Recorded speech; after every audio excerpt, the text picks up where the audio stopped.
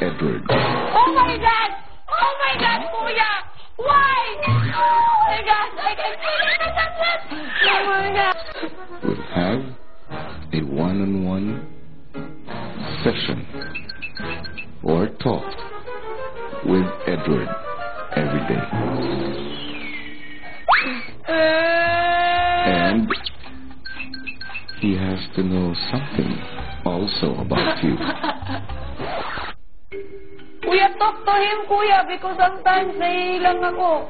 Kasi I don't want that I'm going to go first. That's ew.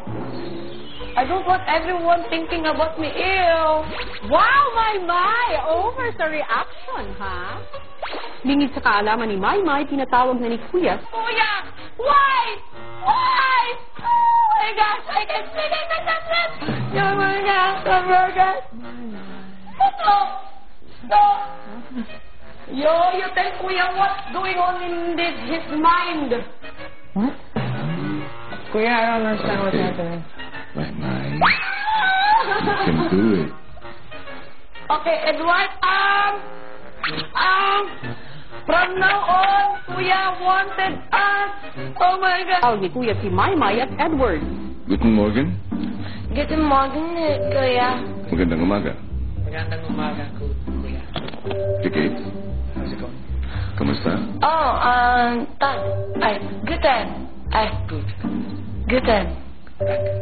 Danke. Edward, Yes, Kuya.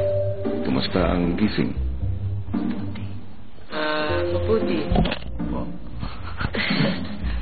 Gusto niyo na bang malaman kung bakit ko kayo pinatawag? Would you like to know why? Are you ready to hear why? Are you really?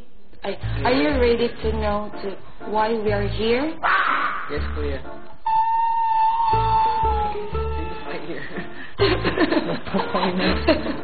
But Ngayong araw na to, today may mga sulat na darating sa bahay.